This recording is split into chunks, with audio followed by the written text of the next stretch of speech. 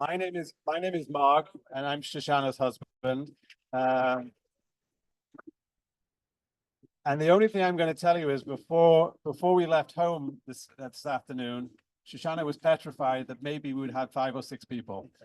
I knew that wasn't the case, and this is really a wonderful, wonderful thing to see. So anyway, without further ado, because I have nothing more to do with this, I'm going to pass you on to a dear friend, somebody who keeps this community buzzing and going and has energy beyond anything I can even articulate, but the great, fabulous Rabbi Johnny Lieberman.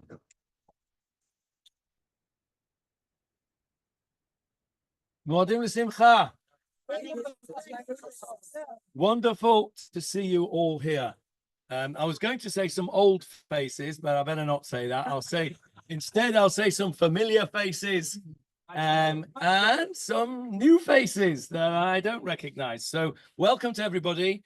I'm so pleased that we have a full sukkah for this really amazing and momentous occasion, which is our Siyum of the Kohelet project. I just want to talk for a couple of minutes about how this project came about and what we had intended and what has actually occurred as a result of this project. Shoshana, the amazing Shoshana Baker, who never stops thinking about education. I imagine that 23 and a half out of 24 hours a day, she's thinking about education. I don't know what she does for the other half an hour, but there is always something buzzing around in her mind for education, for Jewish education, for adult Jewish education. And we in Netanya, if you've got time sometime, you should ask Mark how it came about that they moved from Ra'anana to Netanya. It's a crazy story, but you know, it's not so crazy because it's Siyata Dishmaya, because since Shoshana has been here, she has absolutely revolutionized Jewish adult education in our city. And this project is part of that amazing work that Shoshana has done. So she said to me, what are we going to do to commemorate Simchat Torah and the horrific events of last Simchat Torah? What are we going to do? We have to do something. And we came up with the idea on the back of a previous project, which was a nationwide project, which we were involved with the learning of Yirmiyahu last year, which was a great success. We learned Yirmiyahu as a community, and we came together to be part of a Siyum, a nationwide Siyum. And it was a very great success because everybody took part. People learned their section of Yirmiyahu that they had chosen, and they came and shared their thoughts with us at the Siyum. And so Shoshana and I decided not to reinvent the wheel and to do the same with this project. And we came up with Kohelet. I don't remember whose idea. It was probably your idea because I don't really have any ideas. I just go along with Shoshana. But we came up with the idea of Kohelet. And I thought it was rather a daunting project because, as I've said in my introduction in the booklet, which I hope you've all got a copy of. If you haven't, you're very welcome to have here amazing work by Shoshana to put together this booklet, which is beautifully produced, and the content is super too. I tried to learn Kohelet over 30 years ago with a super duper intelligent fellow in Manchester, and I thought, well, between us, you know, we ought to be able to crack this. I don't think we got past the first few psukim. We just didn't have what it took to understand it. We didn't have the life experiences, and we didn't have the depth of thought. And I thought it was rather a daunting project that we've taken on here. But it's taken on a life of its own, this project. People have been thinking and talking and learning Kohelet night and day. We've had some fabulous speakers on our Sunday night shiurim, really incredibly deep thinkers, giving us so much to think about. I've read every single word in this booklet, so I've read everybody's summary of everybody's chapters, and it's amazing. It's amazing the amount of work that has gone into this from everybody that's learned and put it together. And of course, we're only just seeing the summary of it. Up in North Netanya, Rabbi Dr. Brian Sofer has led his section there with a learning program of its own. It's been an amazing project, this. And today, the fact that you're all here with this Siyum is fantastic. And the reason that we chose Kohelet, I think, although it really chose itself, was because we felt we had to do something which was commemorative of Simchat Torah, not on Simchat Torah, but very close to it, which of course is now Hoshana Rabbah, the day before Simchat Torah. Hoshana Rabbah is, of course, a very auspicious day. It's a mini Yom Kippur. You'll see tomorrow, the Chazan will have a kittel. The tunes that you will hear are the tunes of the Yamim Nara'im. The tefillah that we say includes the Mizmorei Shabbat that we say normally on a Chag. It is a mini Yom Kippur. Tomorrow, we always used to say when I was a kid that on Rosh Hashanah we know that the Gzeirah of HaKadosh Baruch Hu, how we're going to be in the year, it's written on Rosh Hashanah and sealed on Yom Kippur, and we always used to say it was posted on Hoshana Rabbah. So you still had till Hoshana Rabbah to change the verdict, as it were, before it was posted. If you're in Israel, before it's delivered, it'll be Pesach. But I suppose HaKadosh Baruch Hu's post is probably better than the dua here.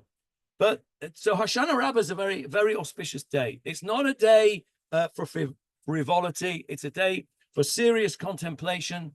And the fact that we are here today to do our Siyum for Kohelet, which we were learning in memory of everybody who was slaughtered, both on that horrible day of Simchat Torah last year, and since then, all the tragic losses that we've sustained since then.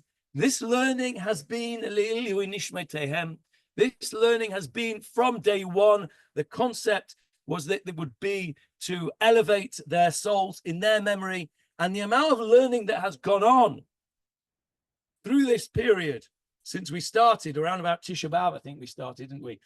From Tisha B'Av until now, the amount of learning that has gone on in Netanya, Le'ilu Nishmotehem, is tremendous. And I'm sure that the neshamot of those who have sacrificed themselves and been sacrificed have had a tremendous aliyah from all our learning. But Hoshana Rabbah is a very auspicious time for this to take place. And Kohelet itself, because I always thought of Kohelet as being depressing, despairing, miserable. We've all said that in our summaries, that this is how it appears on the surface, okay?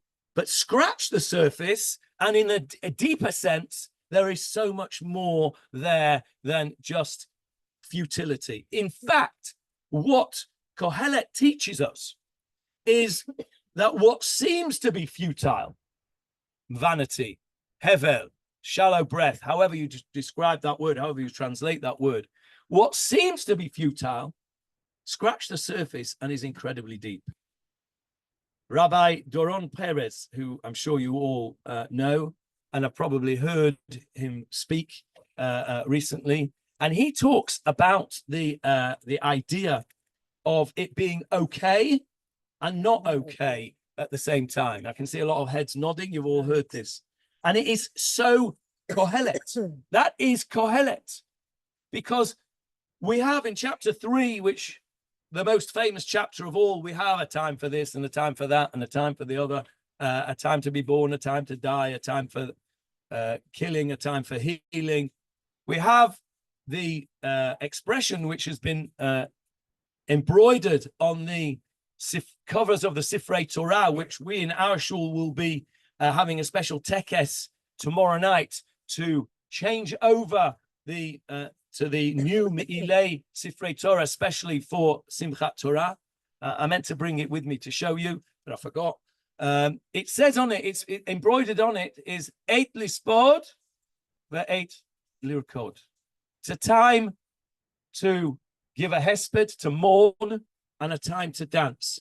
And we all understood that, didn't we, at first, to mean that there are times in life when it is appropriate to mourn, and different times in life when it's appropriate to dance. We know now that actually it is one and the same time for us. The time that we must dance and the time that we must mourn is actually the same time. Now, how do we do that? That is the difficulty that we have. I think I'm probably correct in saying that the vast majority of people here are olim. We're not born in Israel. And certainly for me as an ole, I've been here altogether, I don't know, 10 years or so. I always found it very difficult. Yes. Yom HaZikaron and Yom HaAtzmaut. It took me a long time to get it. How can you have that ma'avar from Yom HaZikaron when we are mourning and really feeling the pain of the loss of all those wonderful people, and then bang, there we are in Yom HaAtzmaut, Yes. fireworks, dancing, celebrating. I couldn't do it. Maybe it's my Englishness. I don't know. I couldn't do it. I found it really, really difficult. And then I understood gradually that, of course, you can't have one without the other. You cannot have the dancing and the celebration of Yom HaAtzmaut without the pain of Yom HaZikaron.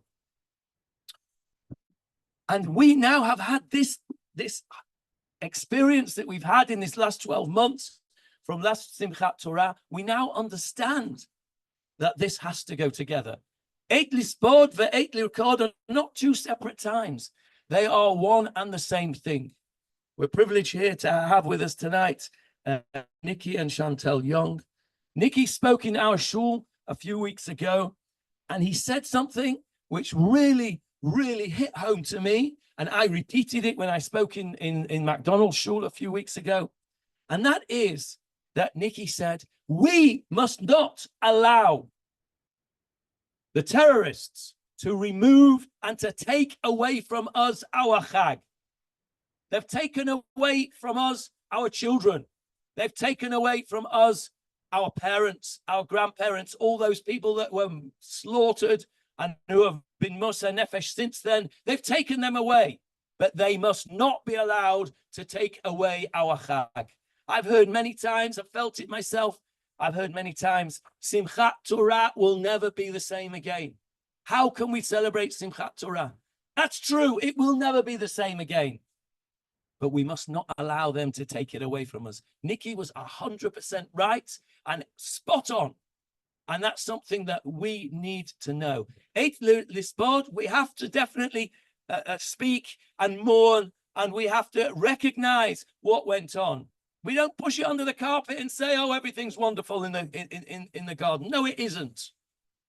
But to allow them to take away our simcha, allow them to take away our chag, that's granting them a victory, which we're not prepared to do. So we will dance on Simchat Torah. We will understand Kohelet in a completely different way than we would ever have understood Kohelet if we weren't learning it this year. We understand that in Kohelet is telling us something very deep. That the times can be the same time. You may be dancing and you may be mourning, but we're all doing it at the same time, because this is Am Yisrael, Kol Harevim Zeh v'zeh. We're all mixed up with one another. We can't help it. We are part of one another, and we will mourn, and we will cry, and we will bemoan our terrible losses, and then we will dust ourselves off, and we will dance, and we will dance for those that cannot dance. We will be dancing on Simchat Torah for every single one of those neshamot who are no longer able to dance, those who are no longer with us, and those who are injured too badly that they cannot dance. It's our responsibility to celebrate Simchat Torah for them as well as for us. And that's what Kohelet has taught me. When I've learned Kohelet now, it's a completely different book to the Kohelet that I saw before. And this is the beauty of our Torah. Our Torah, our Tanakh, I'm sure you're all familiar with the fact that Kohelet, there was a big debate amongst the rabbis whether Kohelet should be in or it should be out of the Tanakh, and it was put into Tanakh.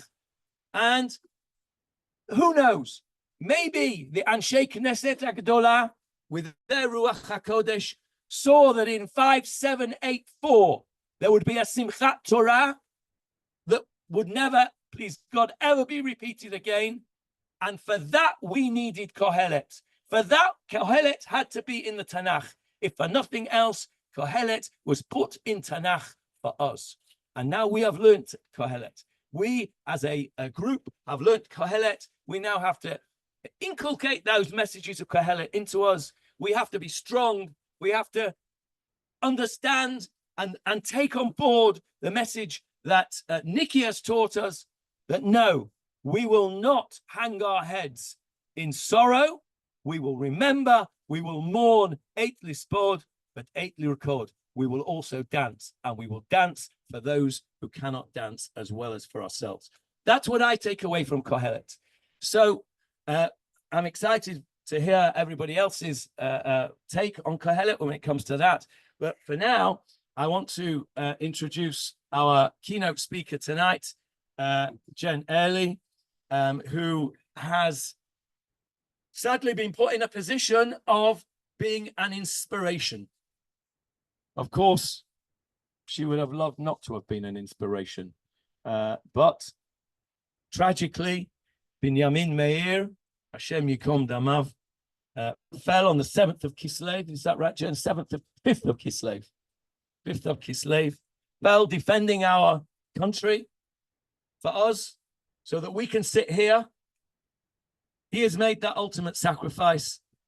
And since then, Jen and her family have been an inspiration to many, many people. She's been all over the place speaking and giving inspiration. And we are now fortunate, blessed to have her with us here. And I would ask Jen now to give her address. Thank you very much.